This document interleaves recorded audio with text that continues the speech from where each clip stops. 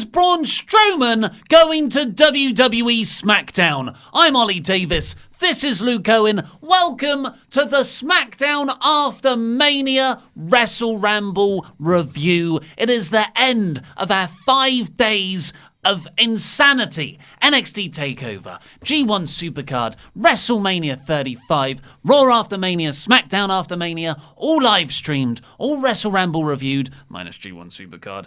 And we are sponsored by Beer 52. Head over to beer52.com/WrestleTalk to get your free case of craft beer, UK viewers only. I'll be enjoying this in the break. Yes. So we didn't do a review of the G1. Unfortunately, there wasn't enough interest in it. We found from when we did the live stream, it was the least amount of views that we had across the weekend, and everyone was just talking about the Hall of Fame. Yeah. And so we decided to have sleep instead. We sacrificed that one. But we have done, countless hours of streaming. Upwards of 15, and more than that, surely. Maybe 15. So 3.5 for TakeOver. Yep. Let's say 6 for all of G1. Yep. So that's 9.5. 7.5. Oh, crikey, yeah. For so that's 17. Yep. Raw. 20. Well, it's 22. Yeah, 22. 22 hours. And then plus the 3 hours we did for 2K19. So it's 23 hours of streaming we have done over the last 5 days. Nearly a whole day's worth of streaming. Yeah. Well, 25 hours. What did we? Oh, yes, 25. Yeah. I haven't slept in a while. Yes. But let's all say, and welcome back, Andy Datson. Oh, it's not. Hello. There it is. Hello. Sorry, the keyboard. Isn't it more than that? Because you've been in the reviews as well. Yes, you it didn't is count more. the reviews, yeah. Do you want us to? Do you want Luke to give you a better introduction there, Randy? No, it's fine. I'm No, very... he hasn't got a tie on, but don't let that fool you. You can bully him into. Go on, bully him back for a change. Okay. Luke, demand a better intro. Introduce me better, scum. Sorry. Introducing the best producer in the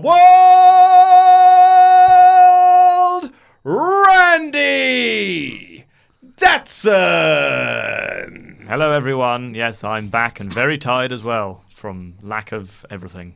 Yeah, Andy has been doing all of the live coverage over on WrestleTalk.com, which I believe has reviewed 36 shows. Yes. Yeah, 36 shows over WrestleMania weekend. So congratulations to everyone here at WrestleTalk. A big pat on the back for everyone. We're in danger of becoming a Did You Know graphic right now. There's too much. We're patting ourselves on the back too much. We'll get to that Did You Know graphic. So let's get on with the SmackDown episode from last night, which was a fine show. Yeah.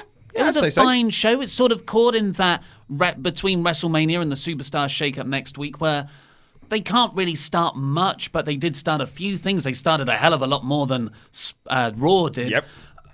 But I think Raw lowered our expectations so much based on that really disappointing flat finishing angle that we were easier on this show. It wasn't like an all-time great after Mania episode. Yeah, no, I agree with that. But we said about Raw, really they only started one storyline, which was the Becky Lacey Evans thing, and that carried over into SmackDown. But SmackDown also started Randy versus Ali, Owens versus Rusev, Braun versus Joe, the Kofi versus the Bar, maybe, or when his kids eventually turn on Kofi. So an intriguing Page cliffhanger. Exactly. A brand new gimmick for the IIconics, where they are going to take on the toughest competition. And they took on some really stiff competition this week. Hey, new tag champs. New tag champs, yeah. The Hardy Boys. So really, this was a very packed show. Shane and Greg, that was continues. There was a lot of stuff that was packed into this 2 hours. I'm liking it more as we're talking about it. Yeah, actually I agree with that. It's not that I wasn't down on the show, but it was actually pretty good. There was just no killer angles this week. No, but which, I always enjoy it. We'll get some surprises next week. I'm still thinking we might see a Pete Dunne call-up, maybe, unless they want to really keep him as part of that NXT UK brand. Or a Buddy Murphy. He lost on 205 Live in his rematch against Tony Nese. So maybe that'll be Buddy's swan song to the 205 brand to go to either Raw or SmackDown and be in that intercontinental picture. Well, there was a bunch of people who turned up on SmackDown, as there were a bunch of SmackDown people who turned up on Raw. But it was only shocking when the Bar did it. Yeah, but we had Drew McIntyre in the opening segment. The Bar revealed him as the sixth man. But was he really in the match? Yeah, we'll get on to that. There was... Who else showed up? Braun. Lars. Yeah, and Lars, Sullivan. yeah. But yeah, the main one that we're going to talk about is Braun Strowman, because there was a segment in the middle of the show where R-Truth and Carmella recapped Becky Lynch winning, Kofi Kingston winning, Yeah. Seth Rollins winning. Yeah, there was a lot of recaps of who won at WrestleMania, as well as video packages that showed you who won at WrestleMania, just in case you were tuning in late to the show. I feel like people are going to call me a hypocrite again, but you wanted SmackDown to be a living, breathing universe. You want people to talk about things that aren't just within their narrow tunnel vision feud. I'm like, yeah, I do. Not all the time. There's a balance.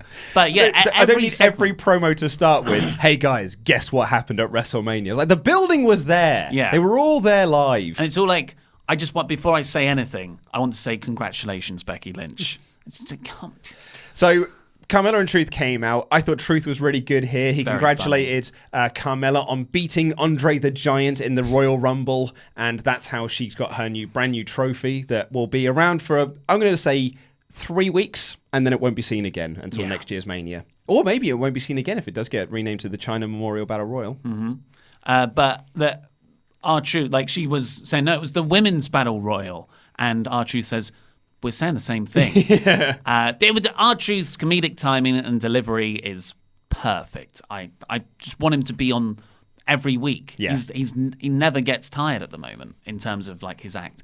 But Carmella started to tease that this is going to be the start of big things for her. Yeah, she talked about this time last year, she won the SmackDown Women's Championship. She cashed in Money in the Bank and won the title. So skirting around that was a very heel move. Yeah, and it was down to the IIconics beating up Charlotte Flair. But, you know, times have changed since this time last year. A lot of things have changed. Carmella's got different colour hair, for example.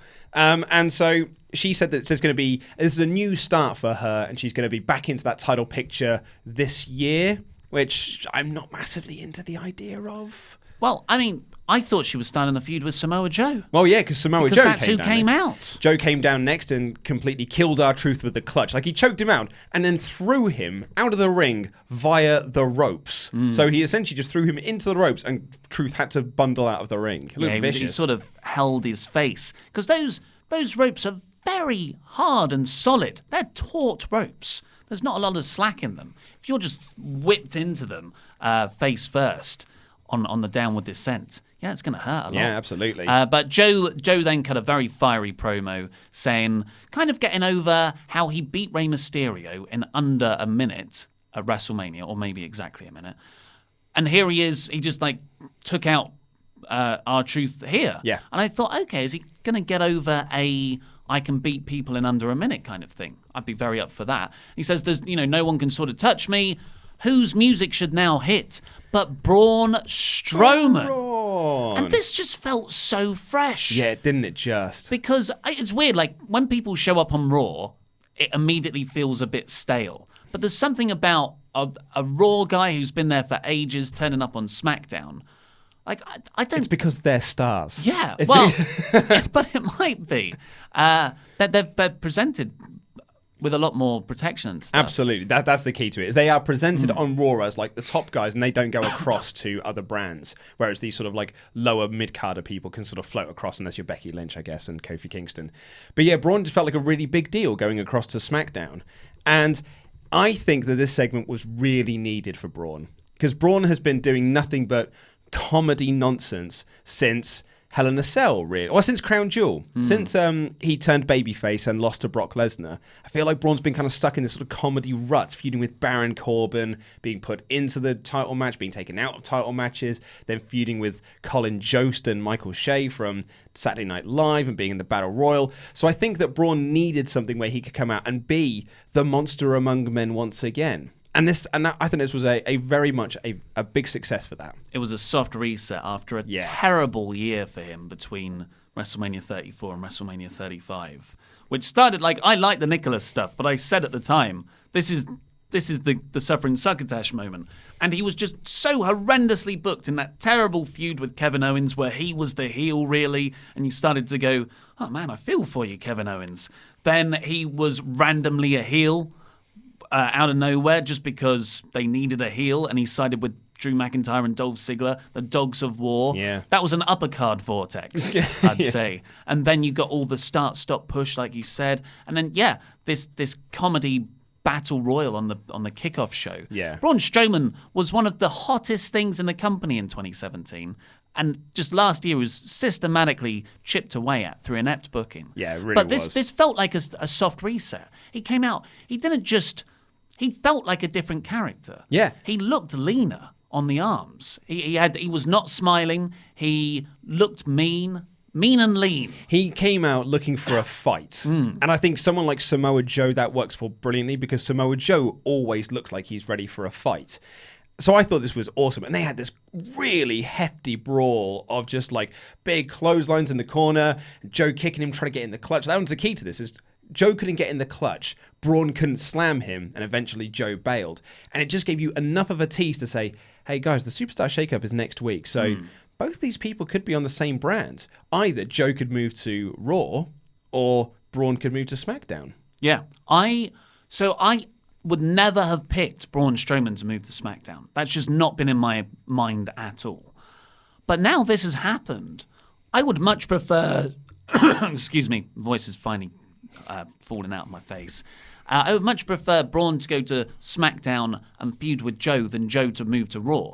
I think that would really help revamp Braun and just close off that bad year that he's had. Yeah. And just put that behind him. New brand, back to being a killer. Although on the flip side of that, if Joe does go to Raw, that would probably mean that Finn would go to SmackDown, who also feels like he's in need of a fresh change of scenery. Get him away from Bobby Lashley, get him away from all of that Lio Rush stuff, and move him over to SmackDown, where he's got like a whole new, fresh crop of competition. Crumpets. Yes, thank you very much, Andy. Yes, a fresh batch of crumpets for him to face over on SmackDown Live. Finn Balor does not have that many carbs. Can't have a crumpet. But yes, He'll lose an ab. So Braun going over to SmackDown and actually being in that sort of US title picture almost feels like it elevates the US title somewhat as well. Yeah. So I think that's actually really good. I'd be well up for Braun over on SmackDown. That would feel like a real fresh coat of paint for him. A fresh crumpet of paint.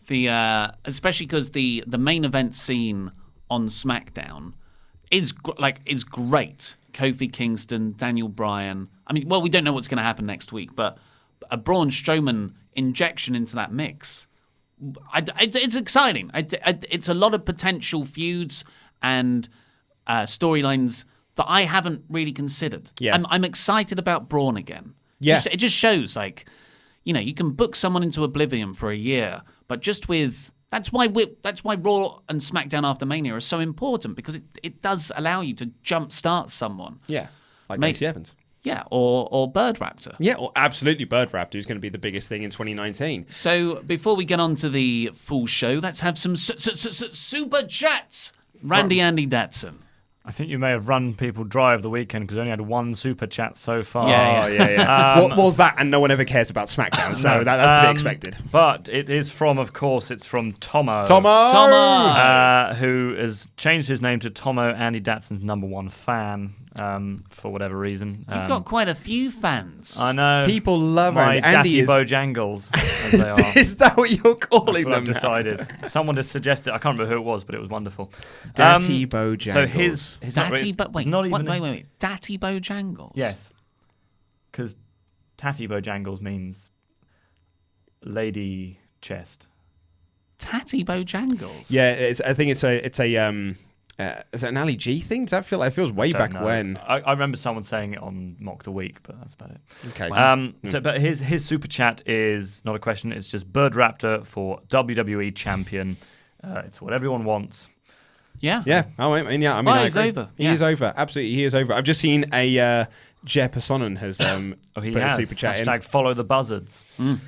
Yeah. Is it a buzzard? Well, here's the thing. So, we said yesterday in the Raw review, Google a picture of a buzzard. It doesn't look like a buzzard. I've since been told that if you Google American buzzard, it does look like that.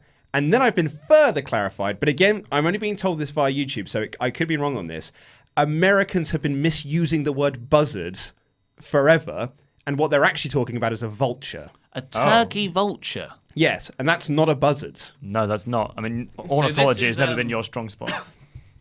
Yes. So that apparently is where the confusion has come from, because as Brits, we hear buzzard, we Google a picture of a buzzard, we see a buzzard. Yeah. But Americans see a vulture.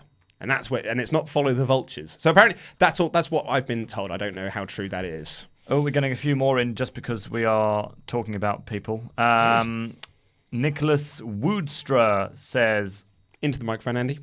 Nicholas Woodstra says, hands on hips, iconic. Oh, yes. Iconic.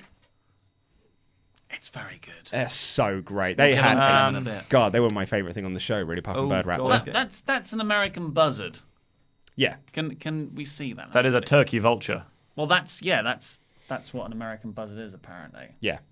Yeah. Just checking I haven't got any incriminating tags over in JBL style. situation.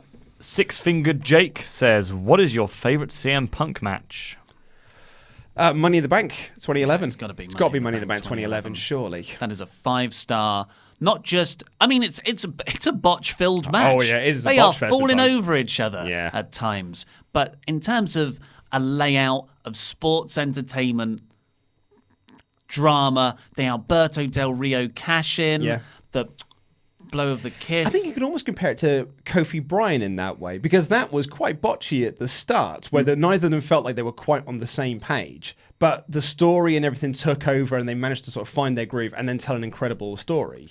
And I think the same thing happened with Punk and Cena at Money in the Bank. Well, I love that match so much. I even love it for those botchy faults. For me, those botches just gets over both guy wants to hurt each other, and it's a big. Yeah, what other super chats? We've got from Jay-Z, I think has been very generous over the weekend. He hasn't been, Jay-Z. Gentlemen, thank you for the last 5 days of live wrestling coverage. You made the 756 hours just fly by. You also provided the best moment of the weekend, bringing Pete on full-time. It was brilliant. Thanks again, gents. Yeah, congratulations, Pete. Chopper Pete called up to the main roster. My wife said that she was nearly brought to tears by it. So there was a very sweet moment. Hey, I'm a generous guy. You just make it the boyhood dream. Humble and generous. No, everyone I showed it to was brought to nearly tears as well. So not actual tears. No. But just like near tears. Yeah, just like Yeah, I don't want people to show visible emotion, but I want it to bubble beneath the surface. Yeah, you don't want to Pixar the situation. No. We're British. Paul Pierce says, Mojo Rawley. Mojo Rawley. Mojo. Yeah, Mojo Jojo. Maybe it's going somewhere now. Now he's got the little new face paint thing. It's like when Samoa Joe painted a penis on his face in TNA. And it was the whole start of a new career for him. Maybe this is what Mojo needed. Yeah. Well, he's a great promo. Yeah, we'll see. We'll see. I've not got... I'm not in a give WWE the benefit of the doubt mood after Raw, so we'll see. Right, well, should we crack on with the whole show then? Yeah. Or do you want to do some more super chats? Let's crack on with the whole show. So, you have more notes than me. Oh, yeah, we're going to sample a beer. Head over to beer52.com/WrestleTalk to get your free case of craft beer, folks. UK viewers only. What we got there? It's an oatmeal porter. Oh! Nice Foley work. Lovely. So I'm running a marathon on Sunday, and I haven't had alcohol. Well, only for a week, actually. I was going to say.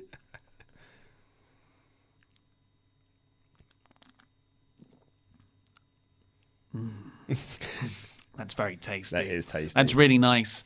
If I don't get my sub 3 hour time now, it's the fault of that. Yes, but kick us off with what happened on SmackDown, because I took no notes. So, for a change. New Day opened up the show. Kofi was massively over today. They had this big sort of rainbow of balloons. The crowd were massively chanting, "You deserve it." And then Big E and Xavier Woods cut these wonderful, heartfelt promos. Xavier was talking about how he wasn't always in WWE, but eventually he, quote, made it to WWE, because that's where you got to phrase it. You don't go to WWE, you make it to WWE because it's the big leagues. You are lucky. Yeah. And he said that when he met Kofi, it felt to him like meeting one of his heroes. And so he was so like just thrilled to have been a part of Kofi's celebration. And I think you can see that if you look at that image of Kofi winning, Xavier, like the way that he's hugging Kofi, it's so lovely. He's ugly crying. He's like this. That's his Good face. for podcast listeners.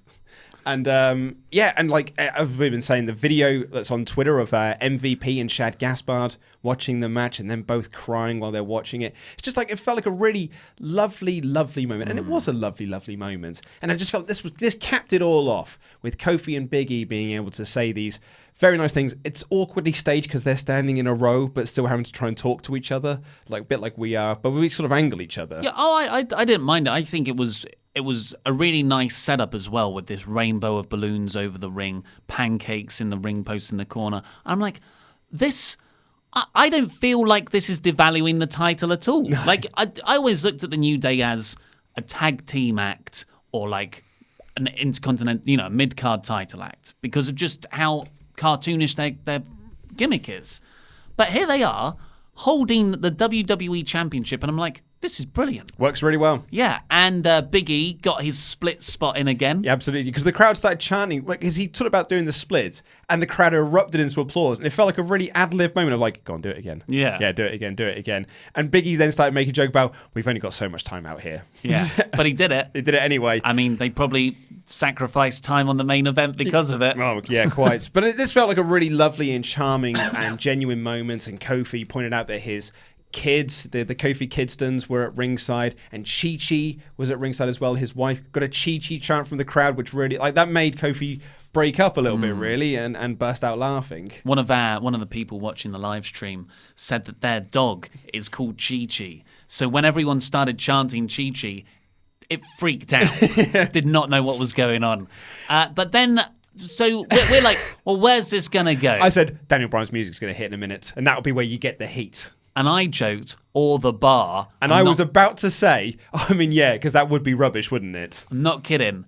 Beat the bar, like Sheamus's music hit. They come down, and we were just like, oh my God, no. It was one of my favourite moments of the live stream. Yeah. But look, that makes sense. I don't agree with what they did on Monday night, but they did do it. It makes sense for them to come out here and there is a continuity. It's not exciting or dramatic, but it does make sense. But it doesn't make sense when commentary then say, well, the New Day are looking for redemption for what happened on Monday night. And I'm like, they won. Yeah. They beat them on Monday. There's no redemption to be had. Anyway, the bar just sort of trash the New Day for a bit, and then they challenged them for a 6-man for the main event. With the Scottish psychopath, Drew McIntyre. They revealed Drew McIntyre, who came down. And yeah, so someone messaged me to say that I joked that it would be Baron Corbin, but I got Drew McIntyre and I was still cynical about it. Drew McIntyre has been teaming with Baron Corbin for months. Look, I feel like they're in the same mid-card of cool-off period. Look at the match Drew had with Roman. Yeah. That at WrestleMania. It's not it didn't feel like a big, oh my God, name. If that was, well, I wouldn't want it to be Braun Strowman, but look at how Braun came out later. And that felt like a genuine big moment and impactful. Whereas the Drew McIntyre... Drew has been massively cooled off by his booking. Since the split with Dolph Ziggler, actually even before then, I think as soon as the Dogs of War became a faction, he really cooled off. And he's only cooled off more and more and more. And he had some good moments after he sort of like finally went solo and he was beating up all 3 members of the Shield. He did have his moments, but you've only got to look at that WrestleMania match to see that the crowd don't buy into him as this dominating heel at the moment. And that's not because of Drew. That's just the way that Drew's been presented. He's always been booked, more often than not, as doing someone else's bidding. Yeah. He's been the other part of a 3-man faction, and he's not the leader. Yeah. So if WWE is suddenly like, hey, look, now he's a big deal, and they book him in a load of things, it takes a while for people to accept him as that. Yeah, you got to rebuild from there. Anyway, that's the main event set up for the end of the night. But we got another 6-man tag to kick us off match-wise. It was Aleister Black and Ricochet and Ali versus Andrade, Shinsuke Nakamura and Rusev. 3 former NXT champions in this match. I enjoyed when everyone did the sit-down spot. That was great. That was good fun. Yeah, they all had their own ways of getting into it as well. Of course, Black did the K-Brada, yeah. The K-Brada. The Crumpet Brada. Mustafa Ali rolled through the top and middle ropes. Yeah. Can't remember how Ricochet did the same thing as well, but like did he? they were sort of on opposite sides of the ring. I just assumed Not Ricochet opposite did sides, but they're on different sides. a shooting star Phoenix splash reverse senton. But it was lovely, and they sat in there and they did that. Everyone ran wild, hit their big moves. Zelina Vega caused a distraction to her IRL husbands for a near fall. No, I was just going to say there were two married couples in this match, but it was interesting that one was on the same side and one was on the opposite side. I was about to say who's the other one, but I forgot the line was out there. Yeah, so thanks, Randy. And then Ali hit the 450 Andrade and got the win. Nice for the baby faces, very house showy, but yeah, good fun. Yeah, it was a good match. Got an NXT chant as well. And then everyone's there, they're celebrating. Randy Orton, legit out of nowhere. The crowd didn't even react to him coming in, so it must have been very quick how he got in there. RKO on Ali. Yeah, a really, really lovely RKO on Ali, setting up a little feud between them. Or Which I'm into that feud. Carrying on the feud that they sort of were starting earlier this year. I'm trying to think of how it would work. Is there any way Orton can hit an RKO on the 054? No, because he lands with his head facing the temple. He'll find a way. He'll twist him as he comes down. Although I'd like to see Orton go to Raw. Yeah. I don't really care about where Randy ends up. I mean, I'm not massively into it. Do you mean Orton or Datsun? Oh, yes, Orton. I was thinking about this as well. Excuse me. It's all about people who weren't on this show. I could almost see Daniel Bryan going to Raw and starting a feud with Seth Rollins over the Universal title. Wow. Because we were initially saying AJ, but AJ's now injured. I think a good replacement for that would be Daniel Bryan going over still as the planet's champion, carrying around his heavyweight championship and just introducing, almost pretending that the Raw audience doesn't know that he lost the championship on SmackDown, and he's just presenting himself as the champion of Raw and the champion of the planet. That could be good, but Orton just starts to storm down the ramp afterwards, making fun of the lights. Yeah, that was great. He was pretending to be blinded by them, which is a reference to the weird lighting situation over the weekend where whatever venue WWE were in, there'd just be a load of lights blinding a portion of the audience. Yeah, apparently, according to Orton, the crowd that had the lights in them missed 90% of the match because they would just had these lights blinding directly in them. And if you look at the picture that Orton shared, you can't see a thing. And that's like... that must suck for him as well. Yeah. Like, he wants people to see the match. Yeah. He got an effing great match. It was a great... I really like AJ really versus good. I thought Orton. it was awesome. And then, as if that wasn't enough from out of nowhere, Kevin Owens showed up and stunned Rusev. So, equally just from out of nowhere. Which I think Rusev is still selling. Yeah, it was. Lovely comedy, goofy selling from Rusev. So you could have set up another mini feud there as well. It's good stuff. I mean, I'm not totally into the idea of Owens versus Rusev. I think Owens should be in the main event mix. Former Universal Champion Kevin Owens, lest we forget. I felt like this was kind of a little reset of KO's character as well. Yeah. He wasn't the talk show guy. He wasn't the, look, I'm just a family guy and I'm dropping the phone. He seemed very serious here, but as a babyface. Mm-hmm. So I'm hoping they make something good of Owens. He's one of the most talented people in the company. See what the dark match was for SmackDown? It was Owens versus Zayn. Oh. I mean, yeah, I want that match, but I don't want that now. I want it after 2 years of a babyface tag team together. Yeah. Kayla Braxton was backstage interviewing the Usos, who congratulate Kofi Kingston, and they plug the first time ever match between them and the Hardys later on tonight. Then we got the Carmella stuff with Truth, Braun, and Joe. And then we got Bird Raptor. Oh, I was going to do IIconics. Well, Bird Raptor was now. Well, IIconics came out, and then we got the Bird Raptor promo. Right. Because it's that sort of weird WWE stage where someone comes out, then they cut to a backstage thing, and then you carry on the segment that you started the segment previous. They also went to shake Braun's hand. Yeah. Because they passed him as he was walking out. Ships passing in the night. Yeah. Braun... I can't wait for that feud. But yeah, then we got the Bird Raptor promo, which was wonderful. It's still great. I want, because the IIconics was so good, we're going to get onto it. I want the IIconics to just, if they're on the same brand, if they're on SmackDown with Braun, to just jump around him. Hey, Braun, what's going on? Leave me alone. I know I want serious Braun, but I also want that. Yeah, I love this Bird Raptor gimmick. I've first time I've seen Laurie in a couple of days, and it's the first time he's seen the Bird Raptor promo. He said, "That's the dumbest thing I've ever seen." Yeah, I love it. Yeah. I can't wait to see demonic Jim Henson, Bray Wyatt. I think it's going to be great. Well, the Amazon Prime order is scheduled to arrive tomorrow. Excellent So news. check tomorrow's news for maybe we get our own Bird Raptor. But let's talk about what was objectively the best thing on this show. And that was the IIconics. They came out, newly won tag team championships round their waist. Recapped what happened at WrestleMania. And Well done, Becky. Well done, Becky. And then they were talking about how they're going to be fighting champions because that's what champions do. They were talking like it was like a babyface promo, and they revealed, and it was a brilliant camera reveal for the home audience, because you could just see the IIconics standing in the ring, and all of a sudden it just feels like it pulls out ever so slightly to reveal these two jabronis standing in the corner. It was genuinely really funny. Yeah, it was sort of that we've been here the entire time Yeah. you have kind of reveal. They're wearing the most indie gear possible. Indie-rific, yeah. Very basic, but just with some tassels on a knee pad. And this was, we said it, this was the most relevant or engaging, at least, the women's tag belts have felt since Bayley and Sasha won them. Yeah. And they had that really nice emotional moment, but nothing's been done with them since. I know stuff has, but it's not been successful. Important stuff. Yeah. And I think you put it best when you said this was Edge and Christian-like. This felt like Edge and Christian when they were in their proper like dude bro phase they were in 2000, with the 5-second poses and things like that. And once you said that, I thought, and with this segment, I was like, I want them to hold these belts for a long time. I hope that WWE give them a really good run with these belts, because they could get over. They could get massively over with this.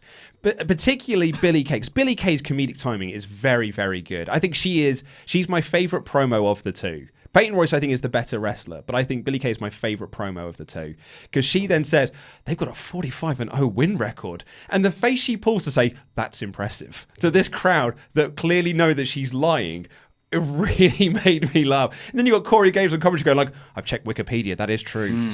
It's really inspired to well, it's not inspired because this is what they were doing in NXT. Yeah. Like, this is the characters they always should have been. And loads of people have always said, why do you like the IIconics? They're rubbish. And if you've only watched the main roster, much like the Revival, you're right if that's all you've seen. But we know how great they can be from their work down in NXT. And it seems now, hopefully, cold coffee. Yeah, it's cold. Lovely. That's very cold. Hopefully now they'll get a chance to show how good they can be. Yeah, I thought this was great. They were called the Brooklyn Bells, Carissa and Kristen. Then they cut backstage, and Paige here was watching, and Kristen did get a hot tag roll-up at one point for a near fall, but the IIconics won. What a big win it was for them as well, like knocking off this undefeated team. Yeah. I loved this segment so much. There was a moment in there at the start where I thought, oh my God, they're just going to be baby faces now. But now it's like any team that holds the women's tag belts, because they've got to do media, are going to be baby faces. So when they revealed that and it's just like, it's a different way to do a heel act. Yeah. There's so many acts in WWE right now where it's ragging on the fans or low blows. But this is like, no, we believe we're great. You surely think we're great too. Yeah. And We just beat really this team funny. that's got a 45-0 undefeated record. And then, sorry, go on. I was just going to say, I'm very excited to see this carry on. Hopefully. So they'll lose the titles next week. Because Paige here was backstage, and she was interviewed by Kayla, who seemed surprised that Paige was there. Sorry, I was going to say, that really annoyed me. Like, what are you doing here, Paige? She works there. So he said on the line, like, pretty sure Paige works here, doesn't she? She's still employed by SmackDown. She rocked over. Is that Kayla Braxton? Because I thought it was someone new. Oh, no. I said it was Because Kayla Dasha in the Fuentes review. was fired. Yeah. But I thought that was Kayla. It's not a one in, one out. But I've thing. searched in... Yeah, it's It Kayla. is It's definitely Kayla. her. Okay, all right. Yeah. Don't correct me. But yeah, she's just sort of like swanters over. Hey, girl, what are you doing here? I was like, oh God, they're not doing segues anymore. They're doing they're doing rubbish Hollyoaks acting. But Paige was here to say that she just wanted to get a closer look at the WWE Women's Tag Team Champions, and she's going to bring some impressive competition next week. And I know a few people have said, like, oh, the Sky Pirates. Sky Pirates don't need Paige. Paige doesn't need the Sky Pirates. But I could certainly see, like, a Rhea Ripley. Like, Rhea Ripley with someone else. Datson's got his hand up. I think they could use Paige because Vince won't trust them on the mic, so they could have Paige as their voice. But that's the only only reason why. Because they don't go together. They don't go together. But those are two pieces that do not join together. Randy's Pritchard him. But as you've seen with Asuka, all that Vince trusts her to do is just shout random words in English. So they probably won't do the same for the IIconics. What do you think? No, IIconics, the Sky Pirates. I think it'll be someone like a Rhea Ripley or someone like an actual, like a real big. I don't know, because you don't want to bring up Rhea Ripley as a babyface, maybe. I don't know. So, but you know what? It's got me intrigued for next week. And I really want to see it. I'm interested to see what happens. Out comes a bastard and bruised Shane McMahon. So, by the way, that was the first hour of the show. Yeah. That was all really solid to above average stuff. Really enjoyed it, yeah.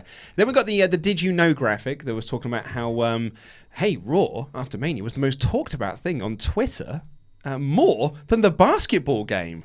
And I'm like, mate, that basketball game drew nearly 20 million viewers.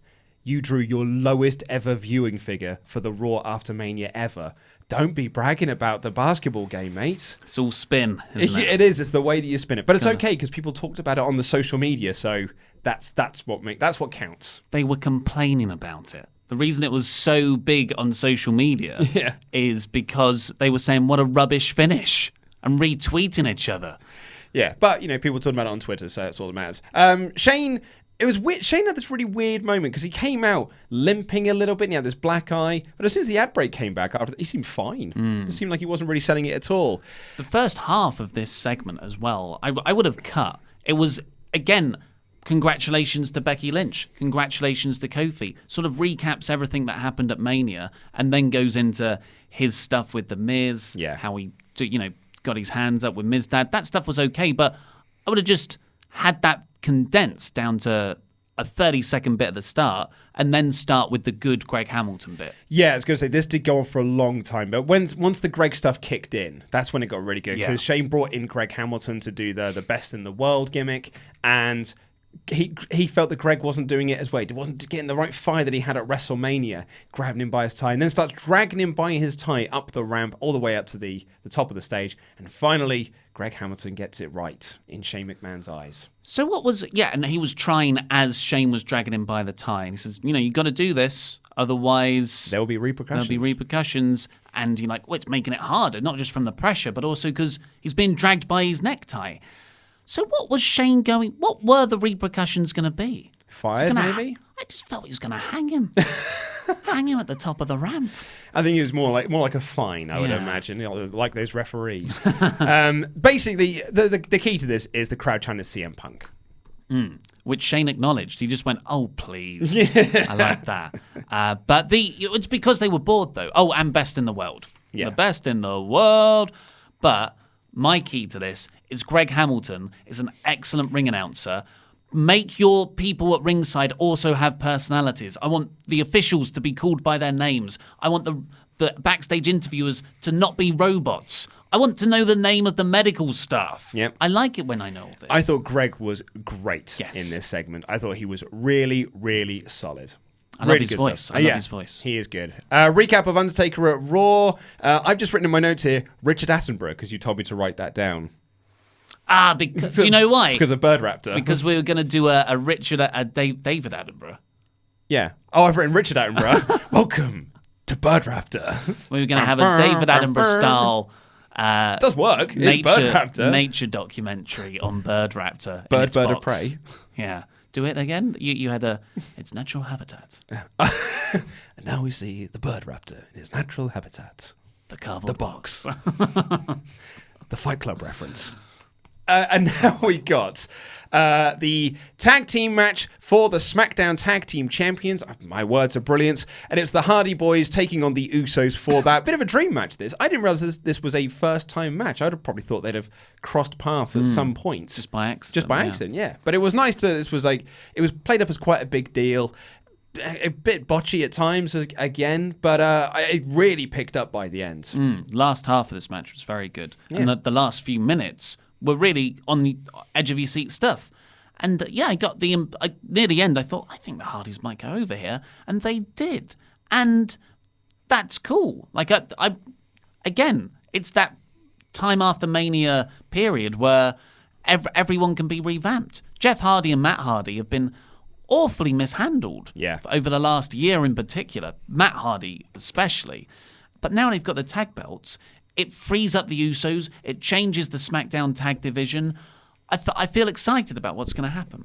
And this wasn't broken Hardys. This wasn't broken Matt. This wasn't V1 Matt. This wasn't face paint Jeff. This wasn't charismatic Enigma Jeff. This was 1999, 2000 Hardy Boys with a Z. It was like a time machine had come into play. Doc Brown had brought them from 1999 to appear here in 2019, 20 years later. Yeah, it was a good nostalgia pop. Had the pants and everything. But as we saw when they first came back in 2016, WrestleMania 33, I believe, that they were also their old gimmick there, and it grew tired very quickly. Like the Dudley Boys and they as well. weren't over. Well, they were over, but they weren't as over as when they came back. That pop when they returned was insane. Absolutely nuts, yeah. So hopefully next week they change up their gimmick. But Sal and Q from Impractical Jokers loved it. They were celebrating in the front row. They announced that they are 8-time tag team champions. Usos to Raw. Yeah. Certainly possible. I'm saying it's certainly possible. And then Kayla got into the ring in a very groovy suit. You loved her orangey velvet suit that she was wearing. With flares on at the bottom. It was very Austin Powers.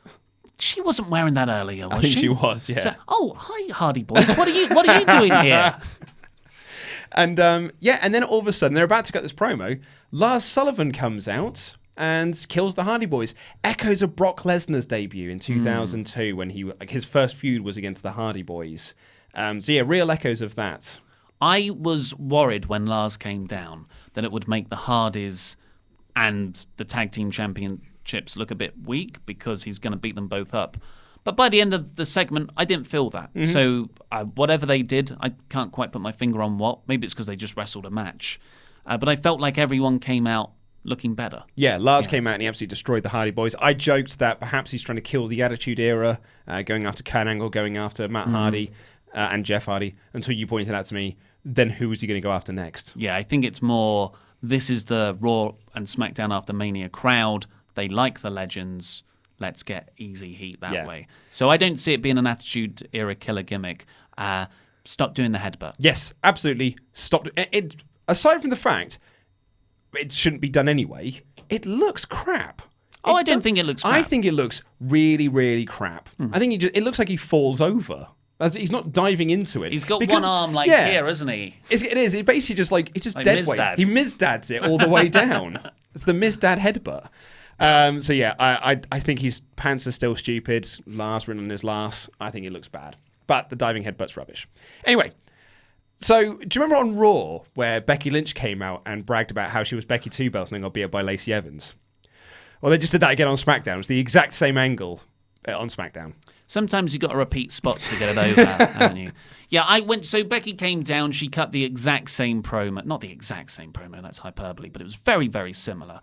And she got Becky Two Belts chanting again. There was an interview with Gorilla Position where they asked her, are you allowed to say belt? Yeah, because that's what holds your trousers up. And Becky just said, I'm the double champ. I can do whatever I want. It was a great answer and a very good question. Yeah. I didn't think about belts and how much Vince hates that word. I love James D, though. He's very good at his job. But Becky said all that, and I thought, okay, so someone different is going to come out. That's what I And thought. then Becky can feud with two different people on both brands, and then maybe you build towards Money in the Bank where she has to defend both belts in the same night. Oh, that's exciting. That's underdog while still making her the top thing in the division and very strong. That's a great balance to strike. But it was just Lacey Evans again. yeah, Lacey Evans came out and clocked her. Again, I'm all for Lacey Evans. I think it's good to get a fresh feud for Becky Lynch, move her away from the Charlottes and the Ronda Rouseys and get her into a new program. So I'm all for that. As I said in the review, yeah, it would have been better if it was Naomi or Ruby Riott or Sarah Logan or like Sasha Banks and Bayley. Sasha Banks or something. Those are the ones. Absolutely. There's like absolutely. I'm a bit past them now, but that's not their fault. That's WWE. It's after Mania. You can revamp people. Well, she's got the Hardys just won the tag belts. Sasha Banks has got her personal problems. Apparently, she's got personal issues. That's why she can do talk shows. So I'm all for the Lacey Evans thing at present. And again, as I said in the Raw review, they're finally doing something with 2 of those 6 people that they called up in December last year. So, and we've been asking for them to do something with them, and they're doing something with them. So I'm all for that. I am not into Lacey Evans. I think it's a cartoon gimmick, which usually I'm not against, but she needs to be built up beyond just walking out and walking backstage again. She needs to be built up with matches before she and her cartoon little gimmick puncture this beautiful Becky realism that she's somehow managed with Ronda Rousey. I get that people are optimistic. It's that time of year where you're looking ahead at things. I've certainly done that with a lot of things. However, you're all going to come back to me in a couple of months' time and go, oh my God, this Lacey Evans-Becky Lynch feud is still going on. Becky Lynch is cooling off considerably. You were right, Ollie. So, yeah. Let's see then. I want to be wrong, but this is what they're going to do. Yeah. Just so negative. I just don't know why you hate SmackDown so much. I hate women. That's the difference. Sorry, I apologise. Yeah. Anyway, our main event, such as it was New Day versus Drew McIntyre and The Bar, Drew McIntyre. Sami Zayn also came out to. Okay, so Sami's Bars of War. Yeah, Dogs of Bar. Sorry. Sami Zayn came out. His gimmick appears to be now. We thought it was like Daniel Bryan on Raw. It's now Lacey Evans and Daniel Bryan on SmackDown. He came out and then was like, no, you're not worth it, and walked to the back. Now that Lacey Evans isn't because that's what Lacey's gimmick was supposed to be. The catwalk, she was walking down to the ring and telling people, you're not worth my time, and walking back. From my understanding, that's what it was about. That was just never conveyed in either A, her performance, or B, the commentary. I agree. Or C, everything else. But that's what Sami did here. He came out and was just like, no, you guys aren't worth my time, and threw the mic down and left. Yeah. After the entire crowd sung his entrance music and cheered him. What a heel turn. Yep. Home run. Hasn't quite worked. And yeah, so the first thing that Drew did, he did this Alabama slam to Woods on the table. Which was great. And Xavier sold it fantastically. Then we got an ad break. We came back. Biggie was doing a hot tag, and Drew was never seen. I have no idea what happened to Drew. He disappeared. He Kayla Braxton. He Renee Young'd. He just disappeared. Yeah, so this match got started with about 9 minutes of the show left, and they needed to get an ad break in as well. So we missed a hot tag. That obviously came in the ad break. Drew being transported back to his home planet obviously happened in the ad break. So, but we only really got 4 minutes of this main event. Thank God they didn't cut anybody wishing Becky Lynch and Kofi Kingston congratulations for winning the belts. It was a house show main event that didn't even get the time that would have made it properly fun. Yeah. So it's a bit of a failure as a final segment. Yeah. But nowhere near the level of the previous night. It was just there so the good guys could win and Kofi could celebrate in the ring with the Kofi Kidstons and Chi-Chi, and that was very lovely. I thought they might use this to try and set up a Drew program with Kofi Kingston. Mm-hmm. But Drew just, as you said, his planet needed him. He had to go now. I loved the final shots when Kofi brought in his kids and Chi-Chi and they're all just celebrating. It's still genuinely lovely, and I love it. Especially when like the elder kid got on the turnbuckle again and then just started playing with Big E. Yeah. Like, oh, you're so cute, all of you. It is adorable. So I want them to keep doing this for like a month. And then Big E to slam one of the kids. Not Big E, but then something terrible happens. Like whatever the program is with the next person. Usually Samoa Joe, he likes targeting people's families. Yeah. Ooh, they come out and Chi-Chi. and they just lay waste to everyone. Not the kids, but maybe the kids are made to watch. I don't know. I'm a sick man. It'd be nice to build up and then just go crazy. Yeah. But it was fine. It was just too short. And I think with hindsight, I'd have cut the Sammy thing. I'd have cut down the Shane McMahon thing and given more time to this main event. Yeah. Agreed. But still a fun show. Fun show. Yeah, I gave it a low smacktastic. What about you? Yeah, I'd say a low smacktastic, yeah. Yeah, cool. Randy Datson. Yeah, I mean, I thought it was actually the first time. I wanted questions. I don't want to hear your thoughts. I just thought it was the first time I haven't liked Becky in ages because it was just word for word last night, and she was like, "Oh, I'm not going to get anyone attack me now," and then she goes up and turns around, and it's like, anyway, that annoyed me. Again, I don't want your opinions, mate. Yeah. Okay. Start Recording says, "What is your favourite open challenge of all time?" Kevin Owens' debut. Yeah. Against John Cena. Didn't lead to a match, but it really it made Kevin Owens seem such like a major deal. Coming out as the NXT champion. And yeah, I thought Kevin was just so good in that moment. And yeah, and then they had that match and Kevin Owens won. It was really good. Was Neville versus Seth Rollins an open challenge? I might have been. Yeah, that's what someone said in the chat. That was their favourite. Okay. I agree. The Kevin Owens debut is top, but just for the sake of having a different answer, if that was an open challenge, that match was incredible. Yeah. And I bought in to Neville beating Seth Rollins as the whatever championship it was at the time. He'll never get over. T-shirt company, mate. Randy Jetson. Tomo. Tomo. How long will the IIconics hold the belts? In fact, I only want Luke. Sorry, I've ruined this. I only want Luke's opinion. I was going to say Ollie, what the but hell, man? Ruined that. I've been on your side. I know, that's why I got him ruined to it. I'm very reintroduce tired. you. Okay, well, thank you, Randy. A long time. Obviously, I don't want them to hold the belts forever, but I think they could get a really good run with them. I think this is an act that could get massively over to a WWE crowd. Yeah, 4 months. Yeah. But they'll have lost it by SummerSlam. Which would be 4 months. Yeah. Do you think Asuka needs a manager? That is from Manchetta. No. Start Recording again says, could the Street Profits be as popular as Crime Time? Were Crime Time popular? That's what I thought when I read that question. Yeah, I think they could be more popular. Yeah, it'd be way more popular. Yeah. Yeah, because I don't think Crime Time were really that over. Yo. They had, hands down, one of the grossest segments I've ever seen WWE do when Lita had her farewell moment and they stole her gym bag and started selling her underwear to the crowd. And I think they had they were making jokes about her having venereal diseases and things like that. It was so great. Lita has gone on record to say that she was so upset by the whole thing and it was not funny and it really doesn't hold up at all. It's gross. Datsun. Jack Dolan, not a question, but he says, recast Seinfeld with wrestlers.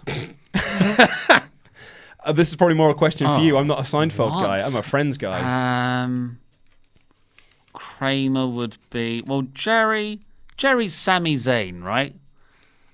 George would be... This is tough. Who's neurotic? George would also be Sami Zayn. Just everyone is Sami Zayn. That's tough. I need to think about that question more. And the last thing, quite a few people suggesting that we should get an Instagram. Yeah, the gram. I don't know why you can't just get enough of us on all the platforms already. Yeah, I mean, what do you do on the gram? You have more. It's more picture based. But we're videos. Yeah, I think you can have videos on there. Yeah, they've got IGTV, which is a platform you can't yet monetize, so I'm not interested in it. It's not on my radar. Yeah, I mean, we don't need one. I think we're bad enough at running a Facebook and Twitter account. I don't think we need to add more work to it. To my point, Randy, because I know you put a face because you run it. What I mean by that is you've got enough on your plate already without having another social media platform for us to try and grow. Yeah. And we're busy people. Maybe we'll give it to Pete. That'll be his first task. So is that all we've got time for? I think it might be. Well, we are finally going home. Yes. Me and Luke after. Well, I'm going out for dinner with epic- my mum, but yeah. I'm going to go home and watch Captain America: Civil War, probably with some chicken nuggets. Yeah? Yeah, that's what I'm thinking. And vegetables. I've missed vegetables. Yeah. And daylight. What's Andy doing? What's Andy doing? Oh, I'm going on a date tonight, so it'd be fun. Yeah. Ooh, where are you going? Date Slayer. I'm going quite far. The bar next door. To Bar 90. Get a really? Oh, Why don't you go to Four Quarters? yeah. There's video games Because I don't know. It's a better idea, just isn't it? went, I think you need to she suggested change. Bar 90 a while ago, so I just thought we'd go there. To be honest, but the pub across the way is way better. Yeah. We'll go there. Stop date trying to shaming help. me. We're trying to help you. trying to We're trying to help help you here. We're But spitballing ideas. that pub is way nicer. It's got much nicer beers. Oh, what, the pub I don't care around about the that. corner? You get a discount there. If you say that you work down the road, they'll give you a discount. Do they have nice food? They They've do got cheese cheese toasties. Yeah, they do toasties. cheese toasties. It's not the nicest. Yeah, I think Got Breville out back. I'm more going for a burger, and they do good burgers next door. And you get. I suppose, yeah. If you're looking for food, I was going to say because Four Quarters only does pizza. What do the comments say? What are the comments saying? Where should Andy go? Should he They're go all just calling me incredibly handsome. They're not saying that. I can see them too. They're just going yay and calling me Randy Dateson. Oh, that's good. Very good. Yeah. Date Slayer. And Tomo suggesting that he is dating. I'm dating him. Oh, well, he is your number one fan. He certainly is, yeah. Right, shall we bring this to a close Yeah, then? So you can go home and Jesus. watch Captain America and I Okay. can get ready to go out for dinner and Thank do you the podcast. very much for everyone joining us over the last 5 days. It's truly been emotional. Yeah. Click the videos that have just appeared on the desk to catch up with the latest WrestleTalk things, and this button here, which will make you a pledge hammer on Patreon, when there's loads of free exclusive content, and you can get shout-outs. I've been Ollie Davis, this has been Luke Owen, that was Randy Andy Datson, and that was Rambling.